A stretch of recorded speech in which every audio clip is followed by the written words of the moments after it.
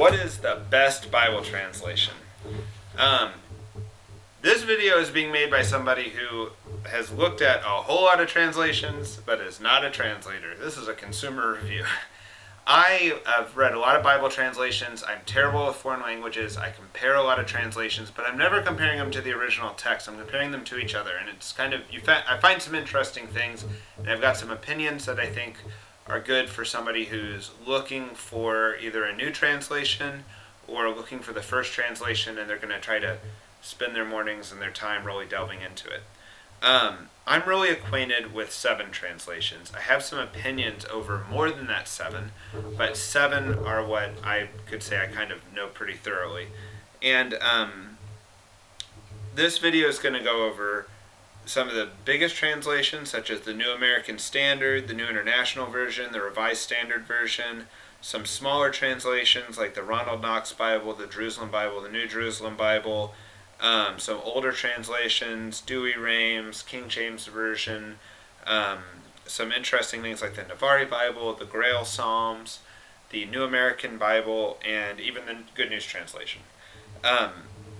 Before I start and we talk about every one of those translations and what's good about them, or if they're not good, what's not good about them, let's talk about 3 overarching issues that you kind of have to keep in mind if you're trying to choose the best Bible translation. You can look at my other videos like choosing a translation is best for you.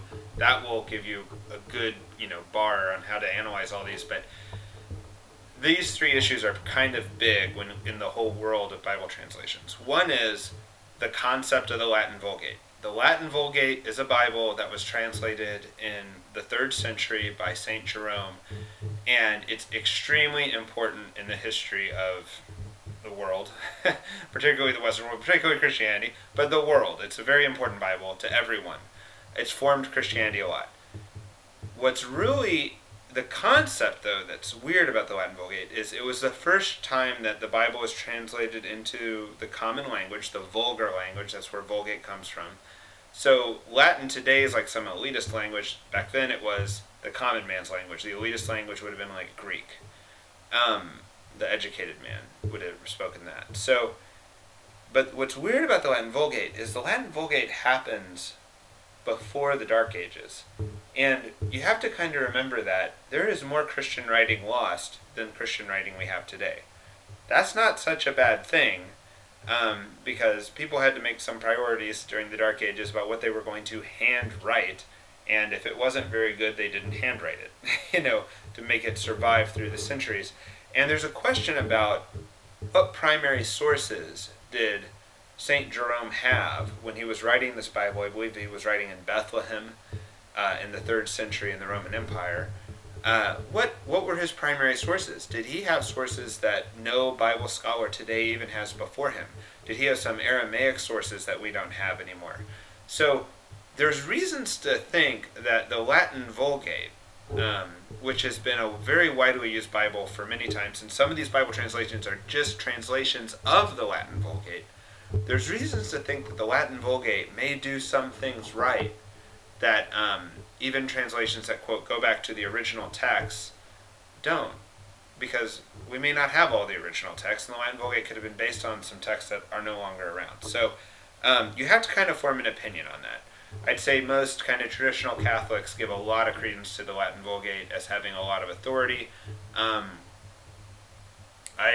not too concerned about it in general, but if you do think that, then you're going to weigh some of these translations differently. Second issue, deuterocanonical books.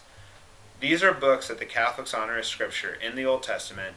It goes kind of on a weird dispute that happens on like the Greek Old Testament versus the Hebrew Old Testament, that some of the Old Testament books were only written in Greek, and that's what these deuterocanonical books are.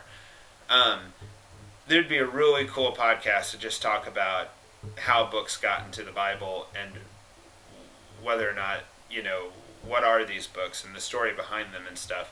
The truth is, a lot of Protestants have honored these books throughout the centuries. They're not considered like evil books or anything by Protestants, but they're also usually not included in a new translation of the Bible by Protestants. Some Protestants include them, some don't. I think the King James Bible has it in there, even though it's a Protestant version. but not all of them do. So if you're really concerned about having those books in the Old Testament, that's going to determine what translation you're choosing. And the third thing is how you want to treat a translation. Keep this in mind. You see preachers beat to death a single verse, or beat to death a single word in a single verse. And it's like they take the verse and then they take their Webster's Encyclopedia and they flip it open and they're looking at the first definition of the word, the second, the third, and the fourth. It's almost impossible that a translation can be beaten down from 1 through 4 definitions of every word within it. And you're almost certainly abusing the translation. If that's the way you want to use Scripture and that's the depth you want to analyze every single word in every verse, you need to go become a Greek scholar, a Hebrew scholar, learn the original languages. You're not getting that from a translation. So I don't tend to interpret my Bible like that so much, and thankfully, because I've got no talent at language. So here we go. The 3 most accepted Bible translations. The New American Bible should probably be in this list. I didn't include it. It's the Bible used in every Catholic Mass for the Scriptures. I'm not including it because it's not widely read by students of Scripture and people in college and things like that. The 3 that I think is the New International Version.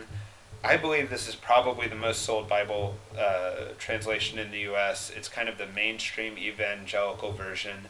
It seems fine. I've never found it to be great or bad. I've just found it to be solid, and I feel like as a common place, if you want to have conversations between Catholics and Protestants, it's a fine place to do that. It does not have the deuterocanonical books.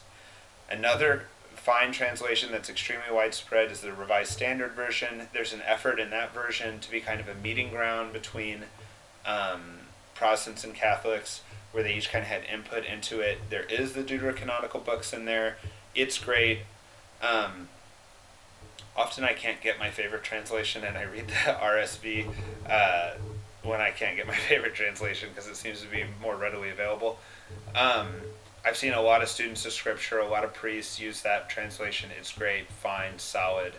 Always going with the generally accepted translation is a fine thing to do. The third general translation is the most rare, but it is my favorite. It is the New American Standard. It's a totally Protestant translation. It was done by the Lockman Foundation. It does not have the deuterocanonical books. This is why it's so cool. It is the most literal translation, even to the point that in the Greek there is a verb tense that does not exist in English. And I believe it's typically called like the historical present tense. And it's just such a nice little terse translation that you feel like when you have to like think it through and everything, I feel like it's very rich and very direct in the way it speaks. And this little this historical present tense is kind of cool because in the New Testaments where it comes into play is they'll put a little asterisk in the text if it's a historical present tense. And what it means is that you could read that sentence one of 2 ways. You could read it the way they translate it, which would be historical, and it would say Jesus sent his disciples and said to them, right? But then there'll be an asterisk on sent and said, which means that what it really said was Jesus sends his disciples and says to them. Now, a Greek person would have recognized that as a past tense statement. That's why it's translated as a past tense statement. But really, in the Greek, it's kind of both. So, like, when you read it and you see that asterisk, you kind of get this cool little thing where you're like, okay, that's what Jesus did, and yes, he does that for me too. And I've always found those little asterisks to be really cool. So, I love this translation. To me, it's a translation because it's the most literal of the major ones that are accepted. I like to use it if I'm ever writing something where I'm trying to get like, I hate the word proof text, but a proof text, that's going to be accepted. That how can somebody debate it? Because I'm just putting the most literal translation down there, I usually, if you're ever proof texting, by the way, check the other translations to make sure that one's not tangential, to the other ones and kind of going off on its own road. So, love it. It does not have the deuterocanonical books. That's a big drawback if you're a Catholic. All right. Next 2 translations I want to talk about. Ronald Knox Bible, Jerusalem Bible. to me, these are the best two translations. These are my favorite translations for the personality of the translation and for the footnotes in the translation. Ronald Knox was a convert. His dad was an Anglican bishop. He converted from Anglicanism to Catholicism. He kind of suffered a lot of, I don't want to call it persecution because a lot of people have been through worse than that, but a lot of social pressure from that situation. And he wrote a lot of books that were really popular in the mid-20th century. He was kind of the college chaplain at Oxford for a long time. A lot of his books are really popular. One that stands out that's not his Bible is something called Enthusiasm. It's kind of a extremely sympathetic history of heretics through the ages. It's still in print. It was like a telephone book. I have not had the time to read that, but I've read like the first 3 or 4 chapters, and I was blown away by how cool his scholarship is. But what he did was he came out with his own translation of the Bible. It's partially based on the Latin Vulgate. He didn't, I think he relied somewhat on that and some of the original texts. It's a one-man translation. Unlike all the other ones I said are more like committee translations. So it's one man, and it's really good, and particularly the New Testament. Historically, the New Testament's been in print for a long time. If you buy it new, it looks like this. The Old Testament was not in print, but you can find it in used bookstores pretty easily. This is not really that popular. It came in 2 volumes. I think when it came out originally, it was like being sent out in magazines, so you'd like subscribe, and it would be like, oh, the book of Isaiah came in, right? And then like 5 months later, another book would come in. Whenever he would get done with them, they'd be sent out on a subscription basis. So when he was done, though, these are really cool. I would say if you can pick up these off a used book thing, just one of the original hardbacks or whatever, well worth it. One of the things I want to point out about him that I thought was so beautiful is his footnotes. He has almost no footnotes, but when he has a footnote, it's simple, it's not opinionated, and it's enlightening. One of his footnotes I remember that helped me, which is almost, I feel stupid that like I just don't pick I've tried to read carefully, but I didn't pick it up. Luke wrote Luke, and then he also wrote Acts. And there's moments in Acts where Luke speaks in a voice where he's as if he's with Paul on the journey. And there's other parts of the journey of Paul where he doesn't use the term like we, but he uses the term like Paul did it, And, there's just a little footnote that says, at this point it appears that the author was no longer with Paul. And when you look at the text, you're like, well, obviously, yeah, but I never picked that up in all the times I'd read Acts. And just that little footnote I thought was perfect and beautiful. It also reads really well. The Jerusalem Bible, same thing. Reads really well. It is a committee translation, not a one-man translation. If you open it up, it's really cool. One of the translators is J.R.R. Tolkien. This is also a Catholic Bible. It has the deuterocanonical books. Do not confuse the Jerusalem Bible with the New Jerusalem Bible. The New Jerusalem Bible has terrible footnotes, and I don't want to say it's just a terrible work, but I can't figure out what it's good at. So if you're going to get it, you got to go get the Old Jerusalem Bible.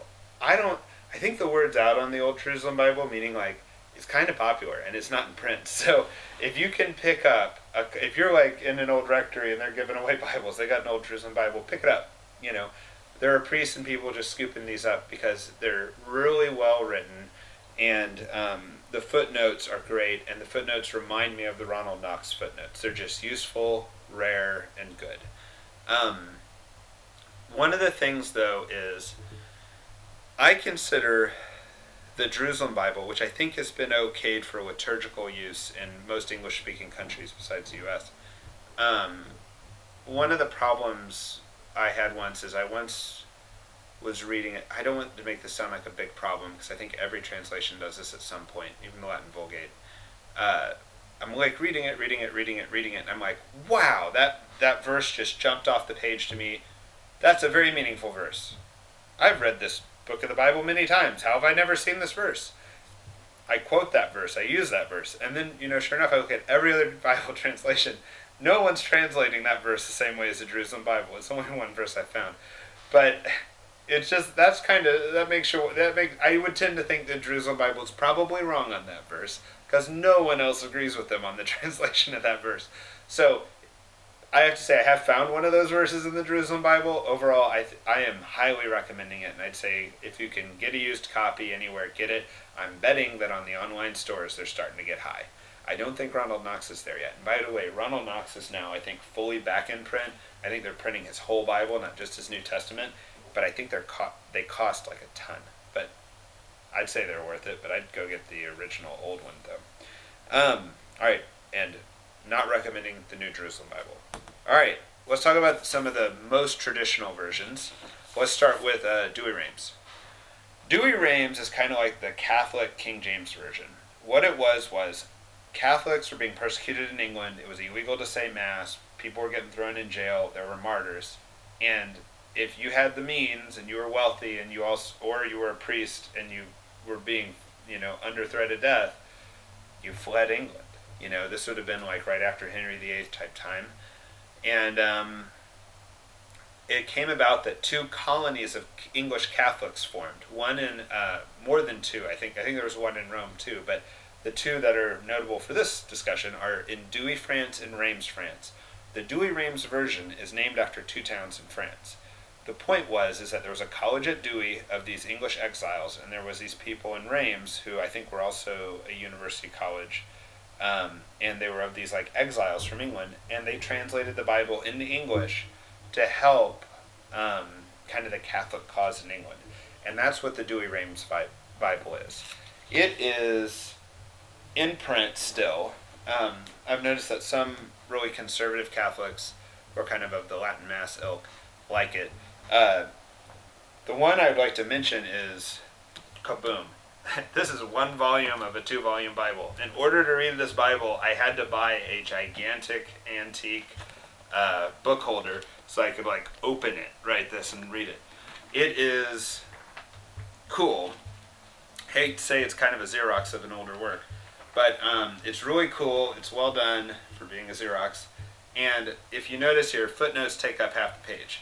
These footnotes and introductions are by, there's a whole lot of prefixes, but then the last part is Leo Haydock. Reverend Father something Leo Haydock. These Haydock notes are very interesting. I don't think they're for beginners. They're kind of not for beginners because they're very historical, like he's dealing with a lot of the fathers of the church, and that's all good, but the problem is that they're very historical, but they themselves are historical. They're very old footnotes too. So you're kind of getting the opinion of that time and of Mr. Haydock. And it's not necessarily what a good Bible scholar would say today, or even the Pope would say today. So I found them really good, but not for beginners. I also found there were problems in reading the Douay-Rheims. It reads kind of like what you associate with King James English. And one of the problems was, it would have been talked up a lot to me as a really great translation.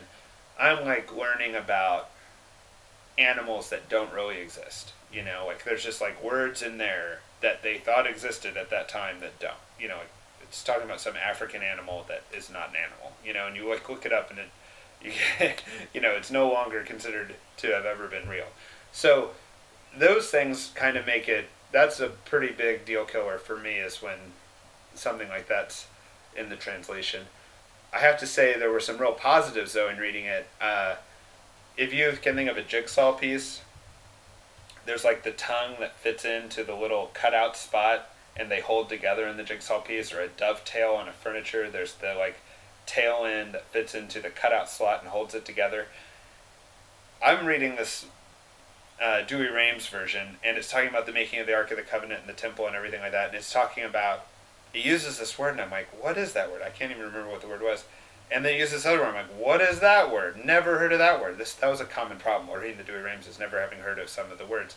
And you look them up, and it's actually the particular name for a tongue that fits into the particular name for the cutout piece. Something I would have never learned had I not been reading the Douay-Rheims. So those were kind of cool things, when it was in fact more precise in language than I'd ever seen before. Some of the great disappointments was when it was talking about like a leprocardicus or something like this that was just not a leopard and not something else and doesn't even exist. So not I I feel like I'm coming down too hard on it. I kind of like it. If you are a student of the Bible, I would actually say go get it, because the Haydock introductions and footnotes, you'll learn a whole lot about the way they were thinking of the fathers of the church at that time. It's pretty cool, but definitely not a beginner place to go. Right up there with that is the King James Version. It's a Protestant version. It does have the Deuterocanonical books. Oh, by the way, the Douay-Rheims is from the Latin Vulgate. I think, period. I don't think it even makes an attempt to go to other sources. The King James Version, I think went to original sources, is my understanding. It's not from the Latin Vulgate. I see it still widely used. I live in the inner city in Kansas City and in D.C., and I see that small kind of independent Protestant churches are still often using the King James Version. I also see that kind of like country independent churches, like kind of out in the, I don't know what you say, the sticks or whatever, still use the King James Version. It's sometimes called the Authorized Version. It was authorized by King James, is my understanding. And English professors have told me it's extremely beautiful in the way it's written. I'm not positive how much of it they actually read before they made that statement, but I thought it was pretty good to read. I have not read it all the way through. I am just not a super big fan of it. There's a lot of, it's not the first English translation. That's a common misunderstanding. And I think it's probably fine. I would not be using it in like any type of debate with people from other denominations to quote passages from. I kind of feel a little bit guilty. I haven't read more of it because I do kind of think an educated person should read the King James. So I'll recommend it at that level, but I'm not really recommending it as a daily read Bible or as one you'd go out and get. So the next Bible that I want to talk about is really interesting. It's called the Navarre Bible. It's actually just a Revised Standard Version Bible, but Navarre is a town in Spain that has a college, and this college came up with this really great idea for a project. The project was, let's go find biblical interpretation in all these saints' writings and all these fathers and doctors of the church and all these papal writings, and let's take the biblical interpretations that we find in all of these documents and glue them into the RSV as footnotes, and as chapter introductions, right? It made the Bible gigantic. I've never seen a one-volume Navarre Bible. It looks like sometimes it takes up like a whole shelf in a bookstore. It's so many volumes, It's also, I know that it's somehow associated with Opus Dei. I don't know if it's their college or they're the ones behind it, but I've always found that Opus Dei promotes it and has some type of influence with it. But I don't, I can't speak higher about the idea of what they went for in that Bible. I love the idea. I don't really like reading it, though. I've kind of wanted to read it. I've wanted to like it so many times. I've sat down. I keep opening up at bookstores saying, should I buy one of these volumes? And I keep reading the footnotes, and it's just not very well, it's not very good. It's not very user-friendly or something. So I don't think it's caught on a whole lot, but it's such a good idea. You can find it on the web. You can find it in some bookstores, usually Catholic bookstores. But I'm just not sold on it. So I would definitely don't buy the whole thing. If you're going to buy one volume and read through that and see how much you like it before you buy more.